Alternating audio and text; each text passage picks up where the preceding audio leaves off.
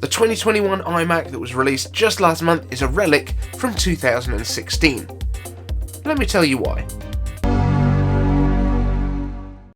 Today's video is sponsored by me. This weekend only, you can save 10% on any of the iCave Dave swag, whether that's the Hello Mac designs on a t-shirt, hoodie or mug, or a dark mode always beach towel, or even the classic makes all the sense in the world shirt. You can find it all over at iCaveDave.com/merch and use the code SUMMER21 at checkout for 10% off your entire order.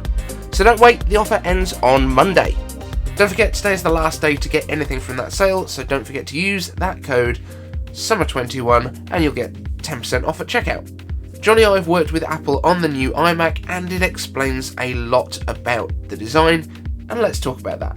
Aluminium enthusiast Sir Jony Ive, according to Wired, was directly involved with the newly released 24-inch iMac with Apple Silicon, and I think it explains one of the things that didn't quite sit right for me, given what we've already heard about the new MacBook Pros. One of the biggest surprises for many is the news that those new MacBook Pro models will be getting some more ports, namely the SD card reader, HDMI and Magsafe. And my take on this is it's a reaction to the fact that Jony Ive is no longer leading the design team at Apple on a day-to-day basis. Now, Jony is famous for his reductionist design in recent years. There are a lot of callbacks to the history of the iMac at Apple's April event, going right the way back to the iMac G3, which brought the bright colours, friendly design language and simplicity of use with just a power cable and your keyboard and mouse to connect to get started, compared to the mess of wires, speakers, displays and more that tower PCs of the time boasted.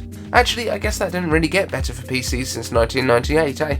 But in recent years, and especially since that move over to Intel, Macs lost their fun and friendly look in place of a more industrial and understated look. To the point that silver aluminium, not aluminum, I'm British and I won't be told that I'm wrong, became basically Apple's trademark look. Even to the point where anything else that tried to use that combination of aluminium body and black display surrounds was basically thought of as trying to copy Apple's look. But as the designs got thinner, ports got more simple too, right to the point where Apple's 2015 MacBook landed with a single USB-C port for charging and connectivity. Possibly a step too far, but from there out Magsafe disappeared from future products in favour of USB-C charging, and connectivity was limited to that standard too in pursuit of simplicity. And simplicity is a noble goal. The ideal situation really is that every single port could just fit everything else. Just having a single cable that's reversible in both directions, so the same connector on each end that works both ways up, would be amazing. But of course, USB-C itself isn't that simple. Just within the USB-C connector you could have power delivery, Thunderbolt and more, and the cables all look the same but don't always act the same. And now as the next generation of USB-C is going up from 100 watts to 240 watts, I just hope there's something in those cables to make sure that they can handle the amount of power going across them. Anyway, this wasn't supposed to be a rant on USB-C that everyone for some reason wants to have in their iPhones without quite knowing why, other than being told by Marquez that owning a lightning cable is just a terrible, terrible thing to have to do. The reason I mention USB-C at all is even though we've been told that the updated Pro notebooks that we'll almost certainly be seeing next week at WWDC will be having those extra, and some may say more useful ports back, the brand new iMac has the least connectivity of any desktop Apple has put out ever, right down to having just 2 Thunderbolt ports on the entry model. No SD card reader at all, which until right now has been there on pretty much all of the iMacs from the past decade. So here are my thoughts on it. All of the articles talking about how Jony worked on this iMac despite having left the company in 2019, how thin it is, how minimal, even taking away that Apple logo from the chin. I think this design has been sat there on the table at Apple since around 2015, the same time as the 2015 MacBook, with its insanely thin design, butterfly keyboard and limited connectivity. It probably wasn't intended to be as colourful back then, maybe we would have got it in silver, rose gold and space grey, but it's clear that Apple was expecting with the 12-inch MacBooks that Intel's chips would have been getting faster and cooler in the following years like they said they would, but that never ended up happening, and the design was always underpowered with very low-end processors at quite a premium price. I think they started at $1,300. I think that Apple Silicon is the first time that Apple has been able to get the power they needed for the iMac into the design they wanted, maybe back in 2016. It explains why the iMac has been stuck on the exact same design since 2012, and virtually the same from the front for even longer.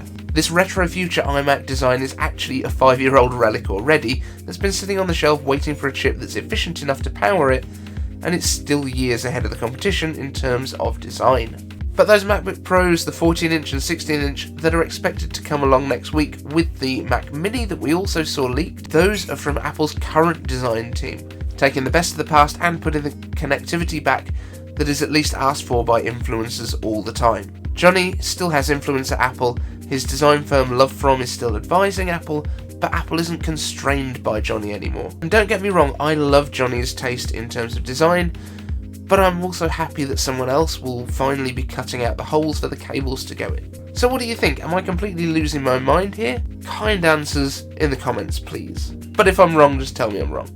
Okay, we're going to get into some iCave answers now. Obviously, these are your questions. If you've got a question you want me to answer on anything Apple, hashtag iCave answers down in the comments.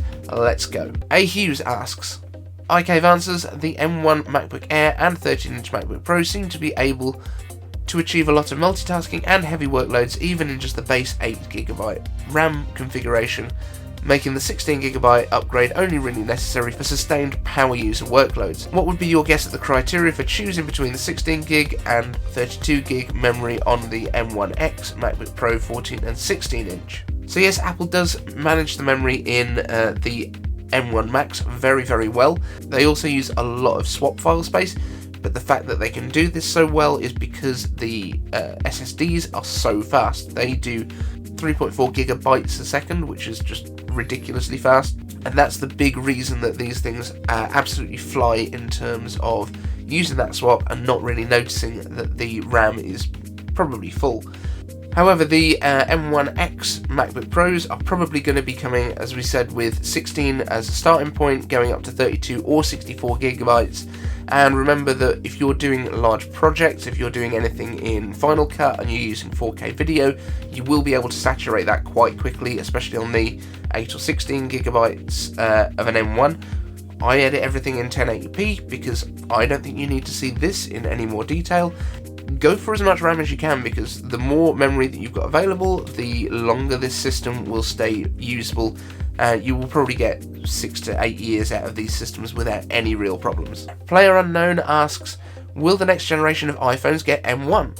Nope, that's not how it works. So let's go through this again. I know we've mentioned it in the past, and I know Rennie Ritchie has done a video on this, but the M1 is essentially the A14X that would have gone into the iPad Pros if Apple hadn't released Apple Silicon. The way that the iPhone chips work, especially at the moment for the A14, you've got 4 efficiency cores plus 2 high performance cores and a 4-core GPU. The M1, which is the A14X, has 4 efficiency and 4 high performance chips with an 8-core GPU. Every year, the way that the iPhones work is that the A14 cores that we have in the A14 and the M1 right now, they will get better cores each year. So the iPhone 13 with an A15 in it will probably get 4 efficiency cores and 2 performance cores again, but each core will be faster. And then those cores are what go into the next generation of M series processors, so the M2, but you won't be getting an M1 because that is basically going to be old technology by the time that the next iPhone arrives. It will have more cores than the iPhones, but those cores will be slower than the next generation of iPhones. Hopefully that makes sense. Fingers crossed. The Duke of Kidderminster asks, iCave answers, do you foresee Apple releasing an iPhone SE with a full-size screen, i.e. no chin or forehead? So I think this will come. I think it's going to be next year. I think that Apple does want to get away from having home buttons on stuff, but I think it will disappear at the same time as the home buttons on the base iPads, because I think the base iPad is basically the iPad SE at this point. Once that gets the new design language with no home buttons, I think it will be dead across the board, and there shouldn't be a reason that Apple couldn't make something like the iPhone XR, put a newer chip into it, keep the LCD display, add Face ID, or maybe even just put Touch ID into the side button and call that your iPhone SE, just gets a newer chip. That would make a lot of sense to me. but let me know what you guys think down in the comments. If it does come, it's not going to be this autumn, it's going to be probably March next year, because I think they do an SE every 2 years maybe from now on. Alan B unboxings and news. Will Apple bring sidecar compatibility to the iPhone with iOS 15? Now, I would really love to see this happen. I would actually like to see it be something that you could do with the iPad as well. So maybe if you've got an iPad Pro, you could connect your iPhone and use the more powerful chip in there. Maybe have that for your menus and stuff. If you're, for example, if Apple was to bring compatibility somehow to Apple Pencil, you could use something like Procreate and have all of your palettes sitting on your iPhone next to it. That would be really cool. Other than that, sidecar for iPhone, you'd have to have one of the larger ones to make it worthwhile. There's not a huge amount that you can do on the size of an iPhone screen compared to a Mac. Like, it would be very ridiculous, I think, to have a sidecar iPhone next to an iMac, for example. You're having like a 6.5-inch screen next to a 24-inch screen. I don't see how useful that is. But I definitely see the usability of the iPads with MacBooks when you're out and about as an extra display. I'm not sure. I think it would be cool if they did. I don't think there's a technical limitation to it. I just think it wouldn't be particularly useful. New Music Mondays with Davy Bones asks, what Mac product is ideal for live streaming with lots of video rendering? I'm thinking that the new MacBook Pro coming out this year will be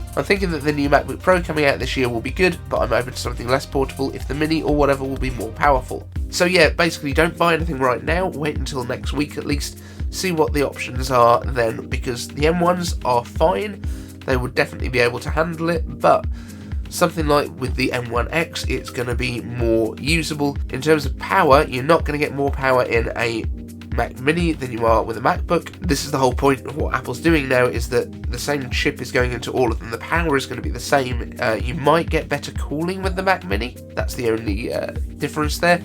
But you will have the portability with the MacBook, and you can always still dock that at home to a larger display if you need the screen real estate. That's more than you get with a MacBook. But the MacBook Pros with M1X will have the same processing power as the Mac Mini with M1X, and you should get two different, it seems we're going to be getting two different options in terms of graphics option. But yeah, although it looks like we'll have two different GPU options, that might be one for the 14-inch and one for the 16-inch. Not sure whether they'll let you mix and match, but we will see. But I think that the Mac Mini might get both options. That's the one that might actually have the options on it. So in terms of power, it's going to make no real difference as far as I can tell at this point. Janos Weimer asks, I just had an awesome idea. We all know Siri sucks, but that's because of privacy problems. What if you could buy a HomePod Mini with a little more storage and put Siri right in there? Siri would have a local storage of you personally or your family, and it's going to be able to learn from the person without privacy issues. Because the personal data will just be sat in that HomePod, yes, to fully use Siri, there would be a need for a connection to the internet. Yes, to fully use Siri, there would be a need for a connection to Apple servers, which could be secure. Possible interesting products. Either HomePod Mini as prescribed, or an 8cm egg-shaped Siri with light shining through it with the similar light like the HomePod have. It could really know you on a deeper level. Diaries spoken by word. Advice, with enough updates it will be like a little friend that controls my house. I feel that would be awesome as hell. Okay, really interesting concept, having a lot more of Siri stuff locally that you can then access. Now, the issue though is, the reason the other stuff is smarter, if you like, is more that it has access to more of your data and can access more services. So that's something that you can't really fix by having it local. The whole point is that it can grab data from different places, from calendars, from the internet at large. As much as I really like the idea, I don't think it would be workable in terms of being as smart without that data connection to the internet. However, Apple would be able to, and Apple already does, process all of the requests on its own servers. All of that stuff could be anonymized on the way out and coming back in. Now, when we get to your second suggestion for the device, for the 8cm egg-shaped silver Siri, that's oddly specific. I just wondered why we needed the dimensions and everything of it, but I like where you're coming from, the idea that it could be like a mini, mobile egg that you would charge up. Maybe it could have a MagSafe connector on the bottom and you charge it, but then you can take it around the house with you. Not sure why it needs to be egg-shaped. Maybe this is something that's a personal preference for you. But yeah, I think that Siri and HomePods and Apple TV and all of your Macs and stuff are all going to become a lot more integrated and actually be able to control a lot more of the stuff going on in your house than they can do right now. I think that's something that we might see at WWDC. Your silver egg-shaped Siri, though, I'm not 100% sure if that's something that terrifies me. So thank you for all the questions today, guys. If you've got a question, remember, #ICaveAnswers down in the comment section, and I'll see you in tomorrow's show. Thanks so much for watching.